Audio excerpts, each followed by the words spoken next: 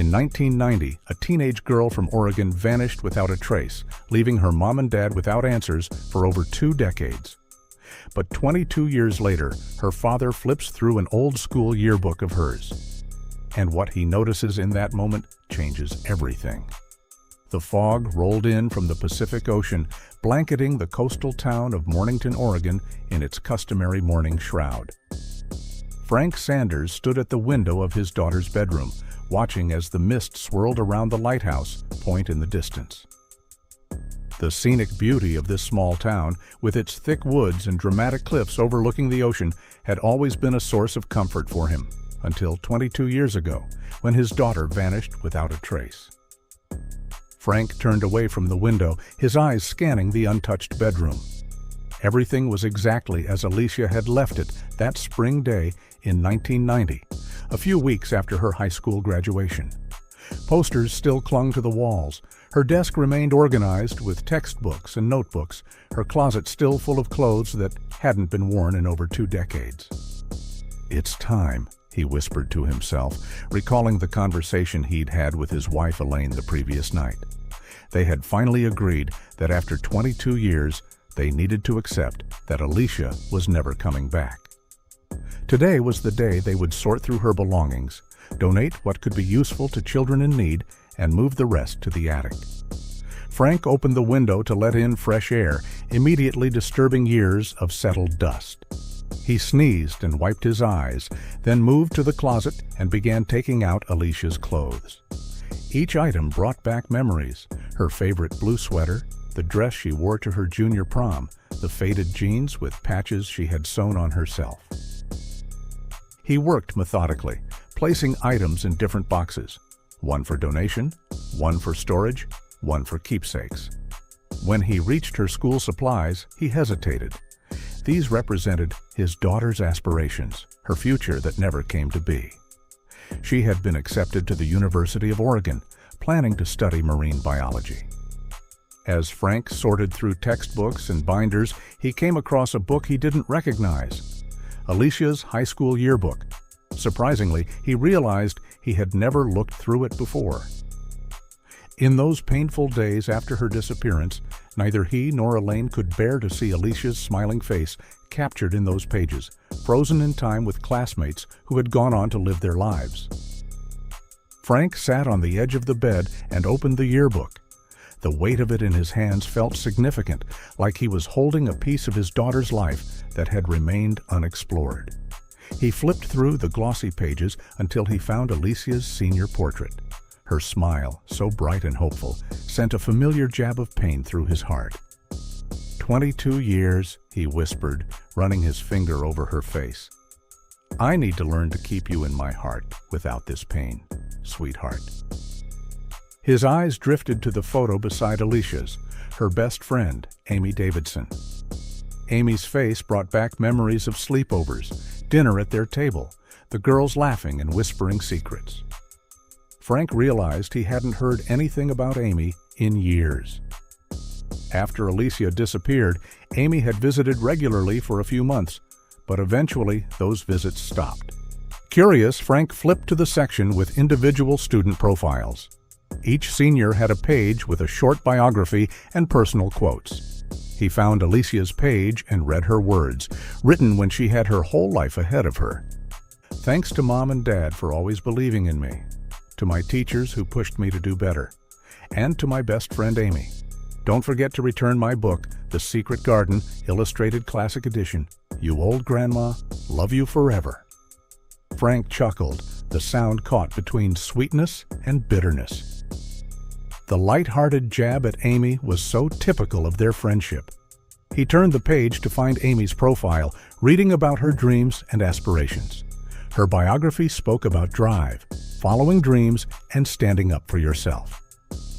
Frank's mind returned to the book Alicia had mentioned. The Secret Garden had been her favorite since childhood. She had collected different editions of it. Had Amy ever returned it? He couldn't recall seeing it among Alicia's things. Driven by curiosity, Frank began searching through the boxes of Alicia's books. The dust in the room made his eyes water and his nose run, so he decided to take the boxes to the living room where he could breathe more easily. In the living room, he methodically emptied the boxes, arranging books and magazines on the coffee table and floor. There were fantasy novels, science textbooks, nature magazines, but no illustrated edition of The Secret Garden. Frank wondered if Amy still had it after all these years.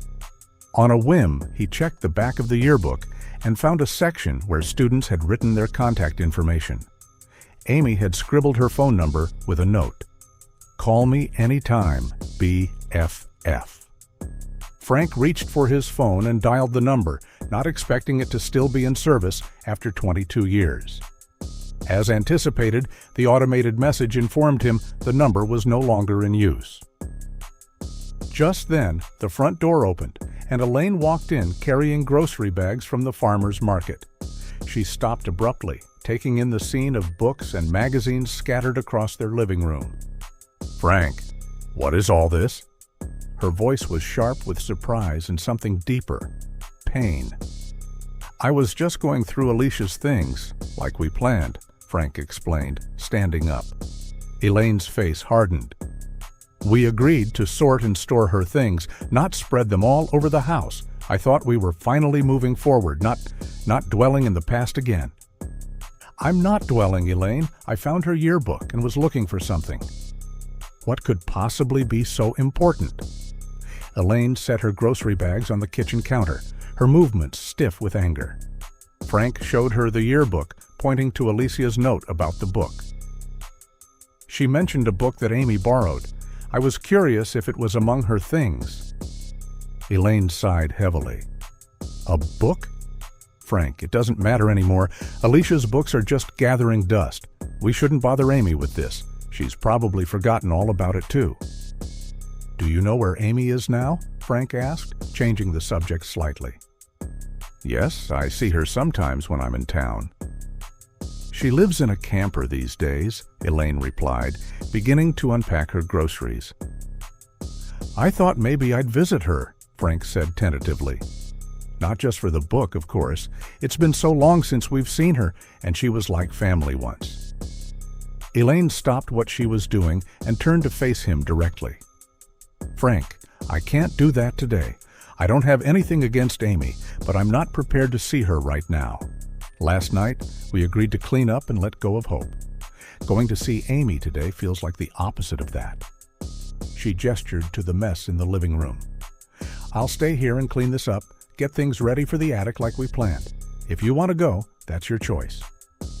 Frank nodded, understanding her reluctance. "It was a spontaneous idea. I'll go alone." Elaine gave him directions to where Amy usually parked her camper, but warned, "Don't push her too hard, Frank." Alicia's disappearance must have hit her hard, too. They were like sisters. Frank gathered the yearbook, his phone, wallet, and car keys. As he headed for the door, he glanced back at Elaine, who had already begun to neatly stack Alicia's books back into boxes. He felt a pang of guilt for leaving her with the cleanup, but something was pulling him toward Amy, toward answers to questions he hadn't even formed yet. The door closed behind him as he stepped out into the misty Mornington morning, the yearbook clutched tightly against his chest. Frank drove through the winding coastal roads of Mornington, following Elaine's directions to the camper park where Amy Davidson now lived. The journey took about 20 minutes, leading him away from the town center to a modest area where several camper vans were parked along a strip overlooking a wooded area. He parked his car and looked around, trying to identify which might be Amy's. There were about a dozen campers of various sizes and conditions. Some looked permanent, with small gardens planted beside them and outdoor furniture set up. Frank approached a man who was washing the windows of his RV. "Excuse me, I'm looking for Amy Davidson. Do you know which camper is hers?"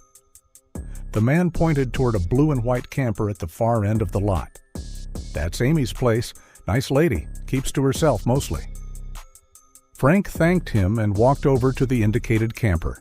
It was modest but well-maintained, with a small potted plant by the door. He took a deep breath and knocked. After a moment, the door opened. A woman in her early 40s stood there, her blonde hair now streaked with strands of gray, her face showing the subtle lines of middle age. She looked at Frank with polite confusion, no recognition in her eyes. "Can I help you?" she asked. Frank realized with a start that they wouldn't recognize each other. The last time they'd seen each other, Amy had been a teenager, and he had been 22 years younger. "Amy, it's Frank Sanders, Alicia's father." Her eyes widened in surprise, then filled with a mixture of emotions: recognition, sadness, warmth. "Mr. Sanders? Oh my goodness, please come in." She stepped back, opening the door wider. Frank climbed the 2 small steps into the compact but cozy living space. The camper was neat and decorated with personal touches: photographs, small plants, colorful pillows. "Please, sit down. Would you like some coffee?" Amy gestured to a small dining area. "Coffee would be nice, thank you," Frank said, settling onto the bench seat. As Amy prepared the coffee, Frank noticed how her movements were deliberate, almost cautious, as if she was giving herself time to process this unexpected visit. "What brings you here after all these years?" she asked, placing a steaming mug in front of him before sitting down across the table. Frank pulled out the yearbook he'd brought with him. "I found this today while cleaning out Alicia's room. I realized I'd never actually looked through it before." Amy's eyes fixed on the book. "I remember this," she said softly, reaching out to touch the cover. Frank opened it to Alicia's profile page and pointed to the note about returning the book. "I was curious about this book she mentioned. Did you ever return it to her?" Amy's expression softened into a sad smile. "No, I didn't. I was such a forgetful girl back then, and Alicia knew it. She always teased me about it." She got up and moved to a cabinet beneath her bed. After rummaging for a moment, she pulled out a worn copy of The Secret Garden Illustrated Classic Edition. "I kept forgetting to return it, and then, after she disappeared, I couldn't part with it. It's the last thing I have from her." Amy held the book carefully, as if it were made of delicate glass. "Would you mind terribly if I kept it? It's become very precious to me over the years." Frank nodded, understanding completely. "Of course you can keep it." He took the book when Amy handed it to him, opening it gently. The pages were yellowed with age, but the illustrations were still vibrant. As he flipped through, he paused at a page that had been used as a bookmark. It looked like a torn page from a youth fashion magazine. Frank unfolded the page to reveal a photo shoot featuring teenage models. A young boy in stylish clothes caught his eye. Something about him seemed familiar. "Who's this?" he asked, pointing to the model. Amy leaned forward to look. "That's Jason Murray.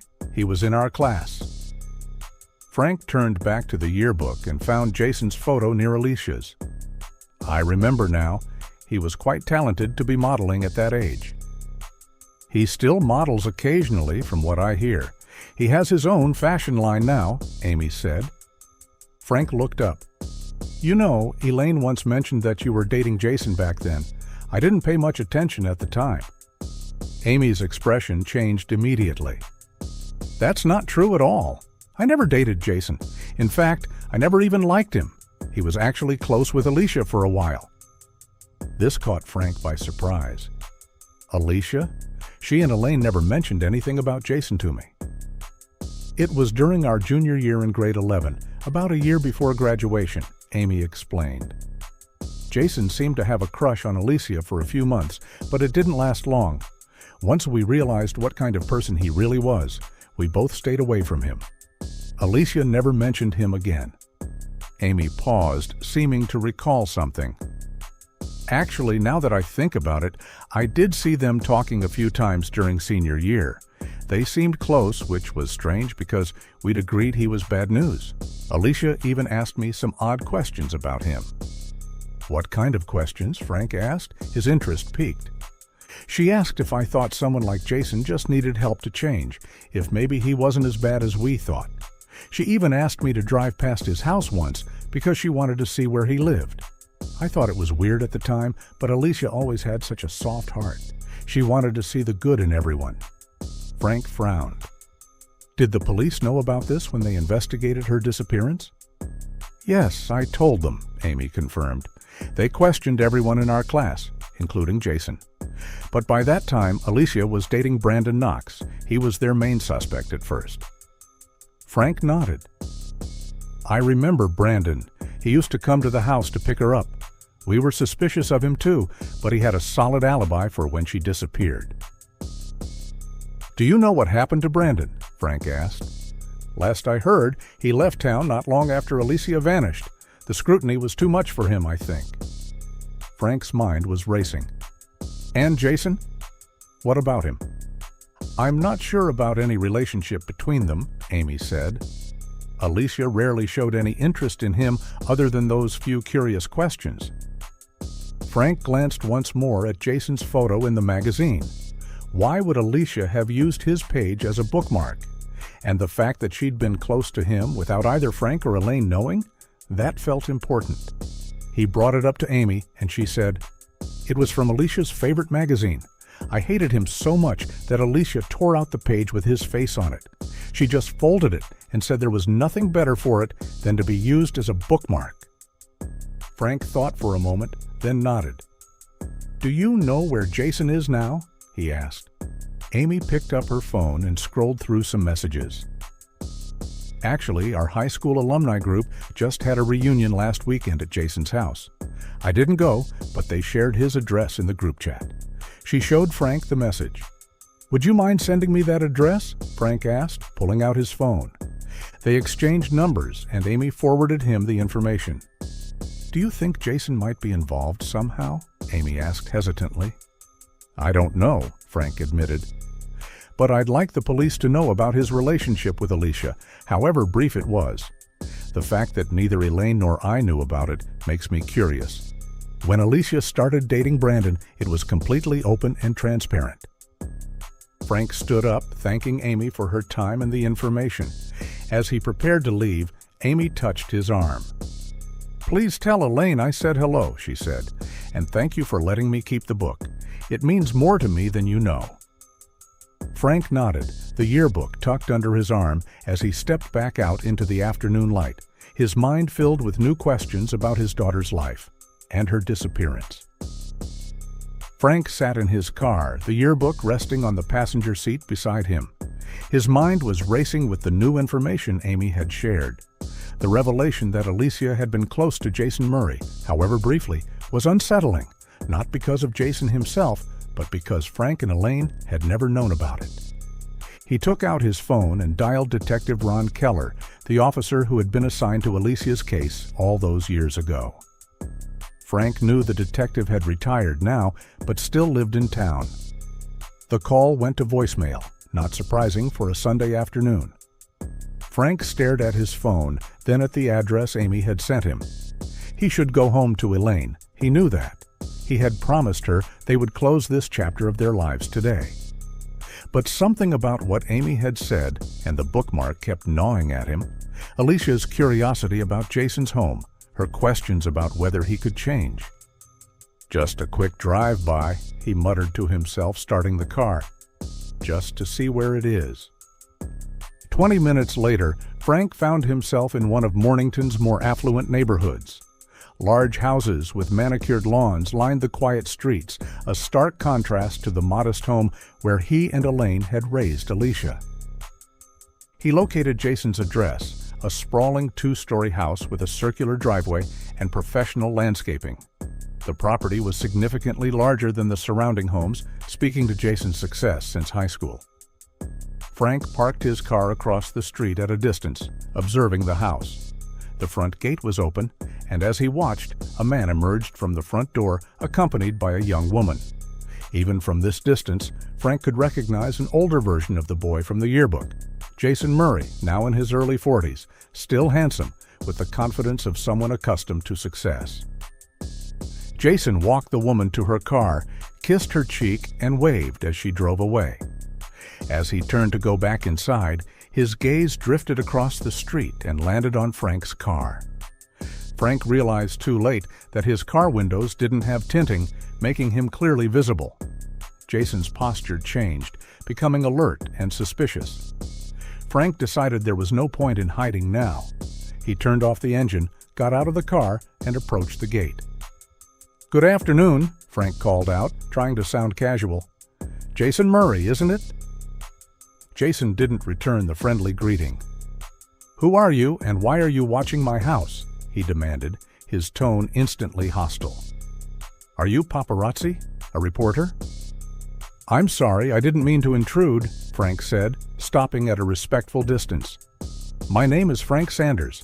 I'm Alicia Sanders' father. She was in your graduating class and went missing 22 years ago." Jason's expression changed instantly, his eyes narrowing. "What do you want?" Frank was taken aback by the coldness of Jason's response. "I heard there was a class reunion here last weekend.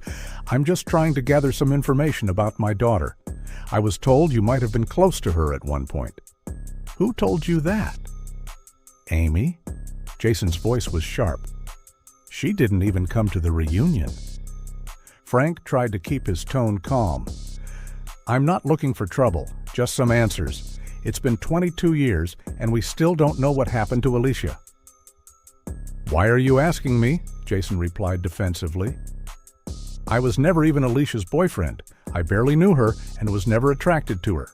I told the police that back then, and I don't appreciate being questioned about it again." Frank was confused by the intensity of Jason's reaction. "I never suggested you were her boyfriend. I just heard you were close at one point." "If we ever talked at school, it was probably because I borrowed money or needed help with homework," Jason said dismissively. "I always returned what I borrowed. There was never a problem between us. I told the police everything back then."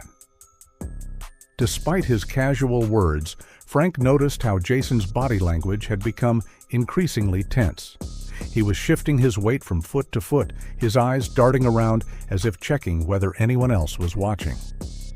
"I don't understand why you're suddenly showing up at my house asking these questions," Jason continued. "I have a reputation to maintain now. I don't want any reporter or the public seeing us together and spreading rumors." Before Frank could respond, Jason turned and strode back toward his house. "You should leave," he called over his shoulder. "I have nothing else to say about Alicia Sanders." Frank stood there, stunned by the encounter.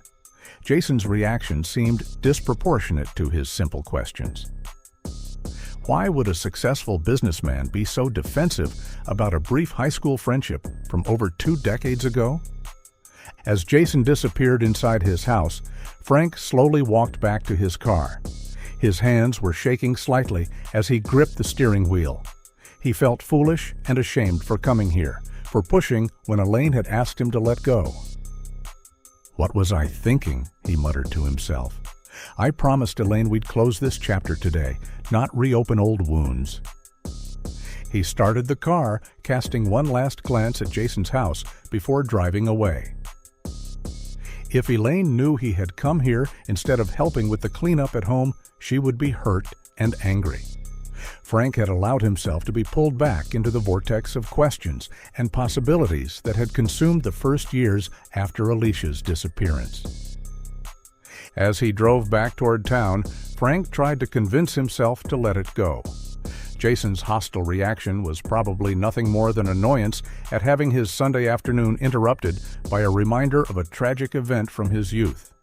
Anyone would be uncomfortable being spontaneously questioned about a missing person case after so many years. Yet something about Jason's defensiveness nagged at Frank. It seemed excessive, almost panicked. Was it just the surprise of being confronted unexpectedly, or was there something more? Frank shook his head, forcing himself to focus on the road. He had promised Elaine they would move forward today. He needed to honor that promise and stop chasing ghosts from the past. As Frank drove back into town, his mind kept replaying the strange encounter with Jason Murray. The man's hostility had been unexpected and unsettling. Frank knew he should go home to Elaine, but he couldn't shake the feeling that he had stumbled onto something important. Almost without conscious decision, he found himself turning toward Mornington Memorial Funeral Home. If he and Elaine were truly going to close this chapter of their lives, perhaps it was time to consider a formal memorial service for Alicia, even without a body to bury. The funeral home was quiet when Frank entered. A gentle-faced receptionist greeted him and, after hearing his purpose, provided him with brochures detailing services and prices. Frank thanked her and, brochures in hand, walked back to his car. As he opened his car door, a flicker of movement across the street caught his eye. Jason Murray was heading into a hardware store. Then, just moments later, he reappeared at the cashier, holding a shovel and a small wooden box. Frank froze, his gaze locked on Jason as he loaded the items into his car. Frank ducked into his own car, not wanting to be seen. Through his rearview mirror, he watched as Jason walked to the floral shop next door to the hardware store. A few minutes later, Jason emerged carrying a bouquet of white hyacinths. White hyacinths, Alicia's favorite flowers. A chill ran down Frank's spine. It could be a coincidence, of course. Plenty of people liked white hyacinths. But combined with Jason's earlier behavior and the shovel, Frank's heart pounded as Jason placed the flowers in his car and drove away. Without allowing himself to think about the consequences, Frank started his car and followed at a safe distance. Jason drove through town and then took the coastal road leading toward Whitlow Cliff, an area known for its dramatic ocean views and the few vacation properties scattered along its wooded slopes. Frank maintained a careful distance, not wanting to be spotted. Eventually, Jason turned onto a private drive leading to a small cottage perched near the edge of the cliff. Frank drove past, then parked his car further up the road where the trees provided cover. He watched as Jason unlocked the cottage door and went inside. A few minutes later, Jason emerged carrying a gallon container of water. He placed it in a small garden trolley along with the shovel, the wooden box, and the bouquet of white hyacinths. Jason began walking away from the cottage, following a narrow path that led toward the cliff's edge. Frank got out of his car and moved through the brush down the slope toward the cottage, staying hidden among the trees. A growing sense of urgency propelled him forward. Frank waited until Jason was a good distance ahead before carefully following him again. The path wound through scrubby pines and flowering shrubs, eventually opening to a secluded overlook with a breathtaking view of the Pacific Ocean. The afternoon sun hung low in the sky, casting long shadows across the rugged landscape.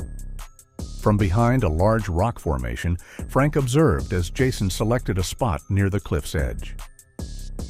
The man looked around cautiously, as if making sure he was alone, then began digging with the shovel. The rocky soil resisted his efforts, indicating it had been a long time since the ground had last been disturbed. After digging a hole about 2 feet deep, Jason set aside the shovel and knelt beside the hole. He opened the wooden box and stared at its contents for a long moment. From Frank's hiding spot, Frank couldn't see what was inside, but Jason's expression was thoughtful, almost reverent. His lips moved silently, as if reading, or perhaps reliving memories. He shuffled through the papers in his hands, reading each one carefully, taking his time. Finally, Jason closed the box, but before he could secure the lid, a sudden gust of wind swept across the cliff. Papers from inside the box were scattered in all directions. Jason cursed and quickly closed the box before more contents could escape, then scrambled to collect the pieces of paper that had blown around the area. Once he had gathered the loose papers, Jason placed the wooden box into the hole. He laid the bouquet of white hyacinths on top, then began filling the hole with soil. He worked methodically, patting down the earth and pouring water over the mound to compact it. When he had finished, Jason stood over the unmarked grave for a long moment. Then, in a voice just loud enough for Frank to hear over the sound of the ocean waves, he spoke. "I think you can hold these memories now, Alicia." The name hit Frank like a physical blow. He jerked backward in shock, his foot slipping on loose pebbles. He caught himself against a tree trunk, freezing in place and clamping his mouth shut to prevent any sound from escaping. His heart hammered so loudly in his chest that he was certain Jason would hear it. Jason's head snapped up, scanning the surrounding brush. "Hello?" he called out, his voice sharp with suspicion. "Is someone there?" Frank remained perfectly still, barely daring to breathe. Jason picked up the shovel and walked a few steps toward the brush where Frank was hiding. He paused, listening intently, then took another step forward. Frank pressed himself against the trunk of the tree, praying that the shadows would conceal him. After what seemed like an eternity, Jason stepped back. "Just the wind," he muttered, though he didn't sound entirely convinced. He cast one more suspicious glance around the area before gathering his supplies. Instead of returning the way he had come, Jason walked the perimeter of the clearing, as if making sure no one was watching him. Finally satisfied, he headed back toward the cottage, the empty water container and trolley in hand. He leaned the shovel against the side of the cottage before he got into his car and left. Frank waited, counting slowly to 100 to make sure Jason wasn't coming back. When the area remained quiet, he cautiously emerged from his hiding place. His legs felt weak, but determination drove him forward toward the freshly disturbed earth. He needed to know what was in that box. He needed to know why Jason had spoken his daughter's name over what looked disturbingly like a grave. Frank retrieved the shovel from where Jason had left it by the cottage and returned to the burial site. He began to dig, his movements frantic yet cautious. The soil was still damp and easy to move. Within minutes, he had uncovered the bouquet of white hyacinths, their perfume filling the air as he set them carefully aside. Just as Frank's shovel struck the wooden box, a voice behind him made his blood run cold. "I knew someone was out there. I was right." Frank spun around to find Jason standing a few yards away, his expression a mixture of rage and triumph. "You shouldn't have come back," Jason said, advancing slowly. "I saw your car parked up the hill, so I circled back through the woods. What do you think you're doing?" Frank gripped the shovel tightly, both as a tool to continue his work and as a potential weapon if needed. "I heard you say my daughter's name," he said, his voice stronger than he felt. "What have you buried here, Jason? What does Alicia have to do with this?" Jason's face contorted.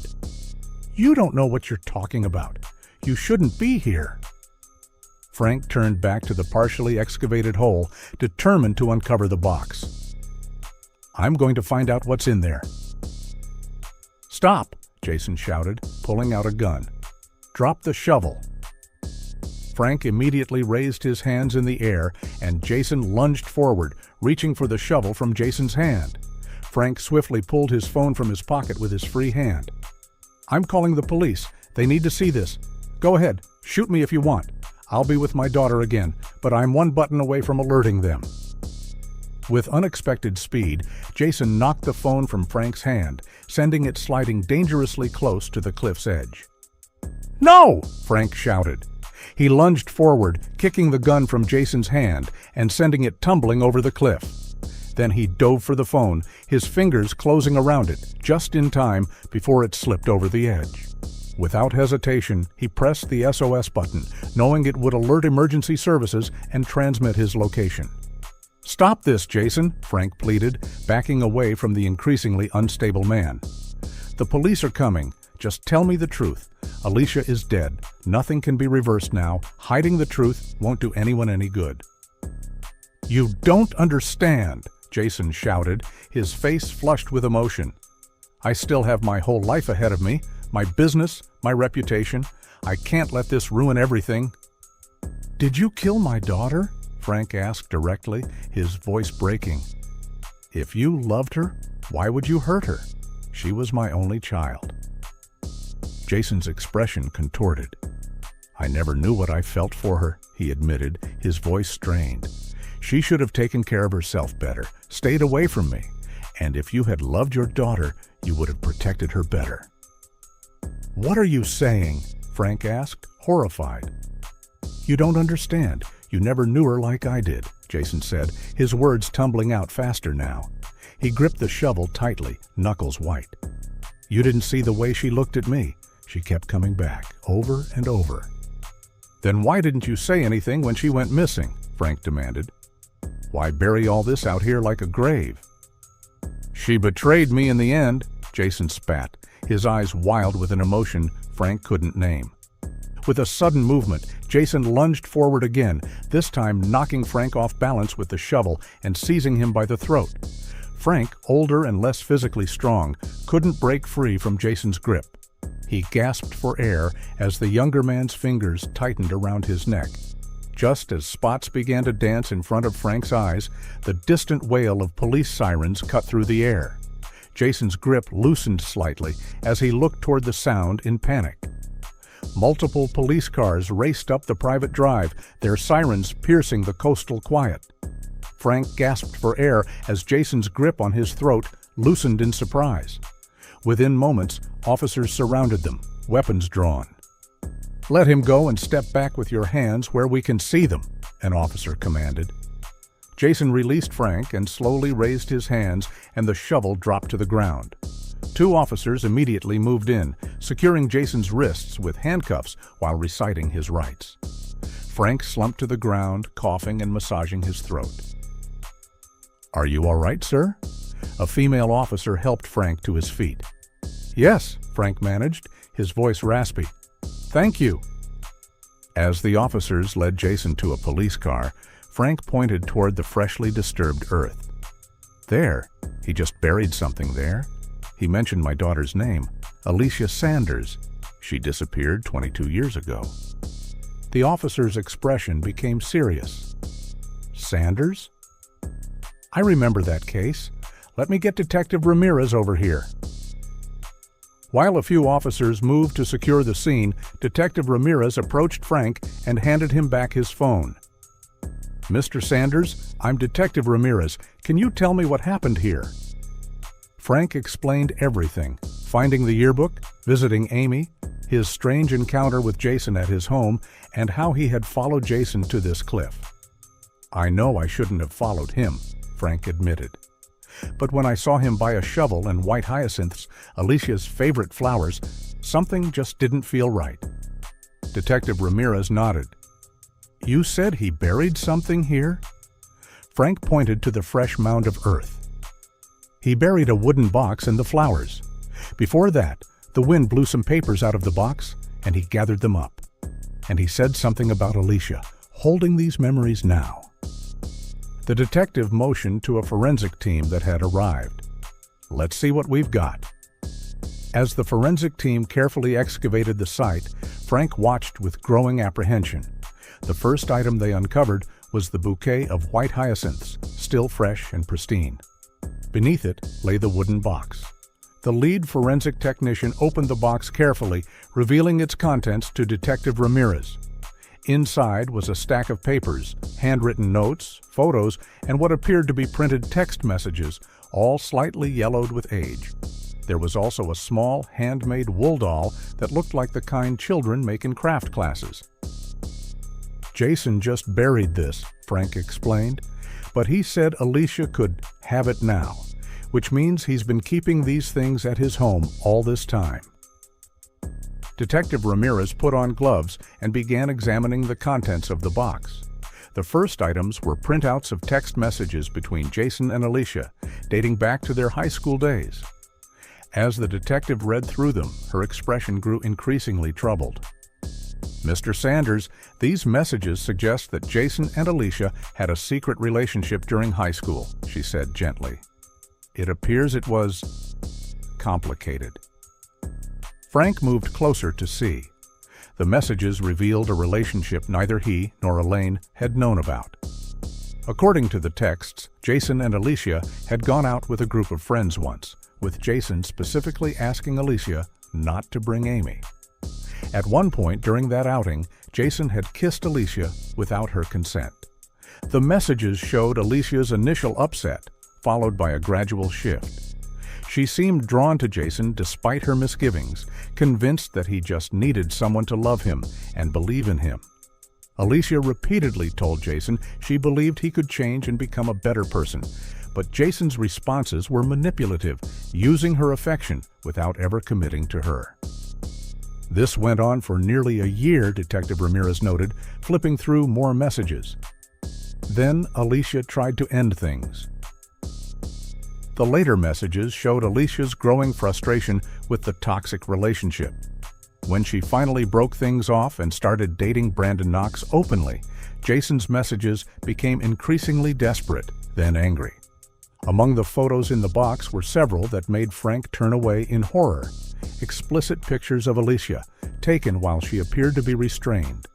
The background showed a rustic interior that matched the cottage Jason had just come from, as well as various locations in the surrounding woods. Detective Ramirez quickly covered these photos, but turned them over to examine the backs. Each one had handwriting, Jason's, they presumed, scrawled across the back. One photo had the same sentence repeated dozens of times, filling the entire back. "You must still love me. You must still love me. You must still love me." Another bore the inscription, "Had a great time at the cliffs with you. Yours, Jay." The most disturbing was on the back of a photo where Alicia's face showed clear fear. Here, Jason had written a rambling note about how he couldn't keep it together anymore, that people were searching for Alicia, and that she, referred to with a profanity, refused to talk things out with him. The note ended with an apology that he had to kill her, because otherwise they would find her and capture him, adding that she would always be in his heart, even without anyone knowing about their relationship. "We'll need to question Jason about the details of how he killed Alicia," Detective Ramirez said quietly to another officer. "He doesn't explicitly say in these notes." As they continued to examine the evidence, another team of officers who had been searching the surrounding area approached urgently. "Detective, we found something," one of them said, her voice grim. "About 15 feet from here, there's an area where the soil composition is different. We did a preliminary excavation and we found bone fragments." Frank's legs gave way beneath him and he sank to the ground. After 22 years of uncertainty and false hope, the awful truth was finally emerging. The forensic team expanded their search, carefully digging in the indicated area. As the afternoon wore on, they uncovered more and more of Alicia's remains. Detective Ramirez approached Frank, who had been sitting silently, watching the excavation. "Mr. Sanders, would you like us to call your wife? She should know about this." Frank nodded numbly. "Yes, and please contact Amy Davidson too. She was Alicia's best friend. She deserves to know." As they waited for Elaine and Amy to arrive, the detective suggested Frank might want to wait at the station, but he refused. "No, I need to stay here," he said firmly. "They should see this, all of it, before anything is moved. We've waited 22 years for answers. I need to see this through to the end." When Elaine arrived an hour later, her face was pale with shock. She ran to Frank and they clung to each other as Detective Ramirez gently explained what they had found. Amy arrived shortly after, her eyes red from crying during the drive over. The three of them stood together at the edge of the crime scene, united in grief as the full extent of what had happened to Alicia was revealed. Elaine turned to the detective, her voice shaking but determined. "We want to move her remains from here. She deserves a proper burial, somewhere peaceful, not this terrible place where he left her." "We'll arrange for that as soon as the forensic team completes their work," Detective Ramirez assured her. "It shouldn't be more than a day or two." Amy stepped closer to the bone evidence, tears streaming down her cheeks. Her voice broke as she whispered, "Why didn't you tell me, Alicia? We were best friends. I could have helped you. We used to talk about girls who fell for guys like Jason and laughed together. I don't understand." As the sun began to set over the Pacific, casting long shadows across the cliff, Frank, Elaine, and Amy stood vigil over Alicia's remains, finally found after 22 years of searching, waiting, and wondering. "She's coming home," Frank whispered, holding Elaine's hand tightly. "She's finally coming home." A week later, a small flotilla of boats gathered off the coast of Mornington, just below Whitlow Cliff. The day was unusually clear for the Oregon coast, with sunshine streaming down on the gentle waves of the Pacific Ocean.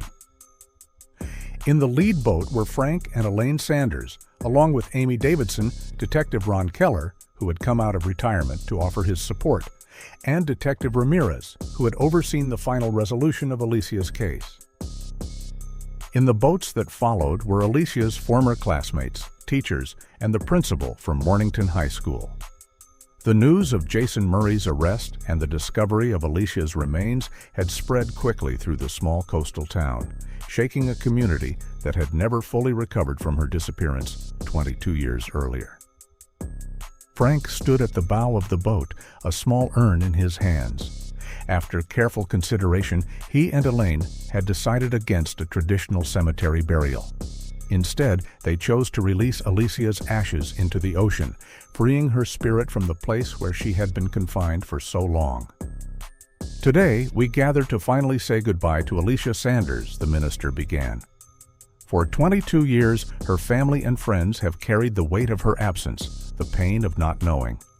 Today, we lay that burden down and commit Alicia's remains to the sea, where she will never again be bound or restrained. Elaine stepped forward to stand beside Frank, her hand on his arm. Alicia loved the ocean, she said, her voice carrying across the water to the other boats. She was studying to become a marine biologist. She would have loved knowing that she'll become part of the sea she so adored. Frank opened the urn, and together with Elaine, they scattered Alicia's ashes into the water. White hyacinths followed, tossed from every boat, creating a floating garden on the surface of the ocean. Amy came forward, tears streaming down her face, and placed the worn copy of The Secret Garden on the waves. "Goodbye, my friend," she whispered.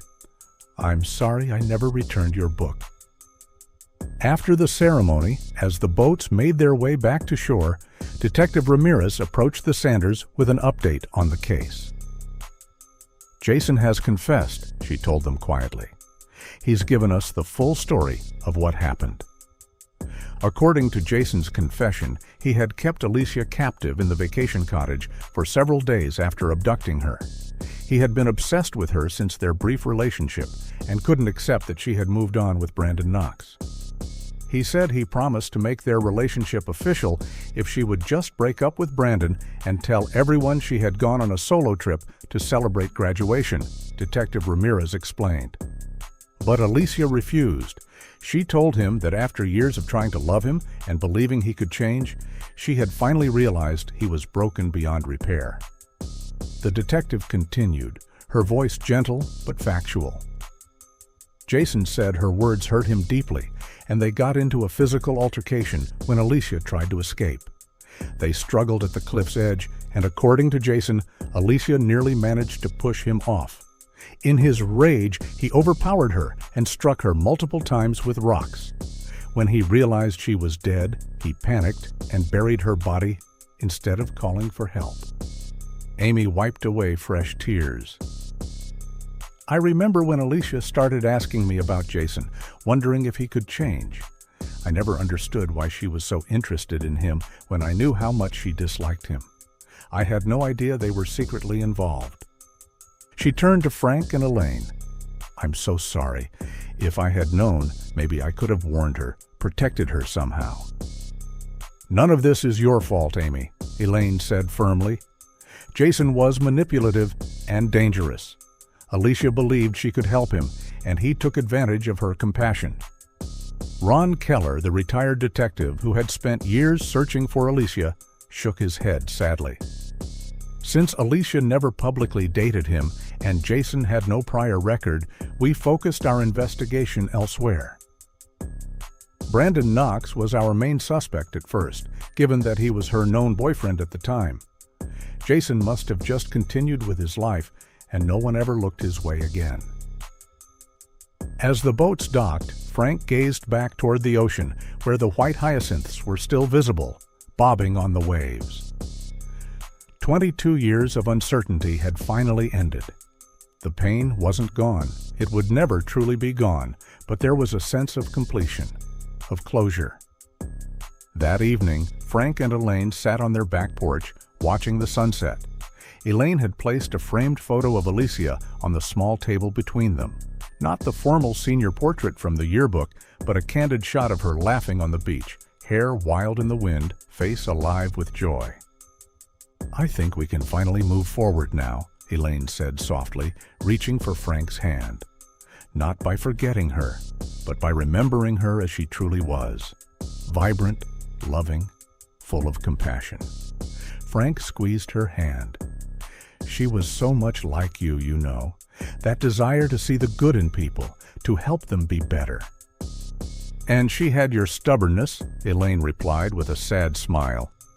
"Once she decided someone was worth saving, nothing could change her mind." They sat in companionable silence for a while, their shared grief no longer a wall between them, but a bond that had weathered the worst life could throw at them. "I keep thinking about how young she was," Frank finally said. "How innocent, despite everything. She believed in the power of love to transform people." "It's not a bad thing to believe in," Elaine responded. "The world needs more people willing to see the potential for good in others. Alicia's mistake wasn't in believing people could change. It was in thinking she alone could make it happen." Frank nodded, understanding the truth in her words.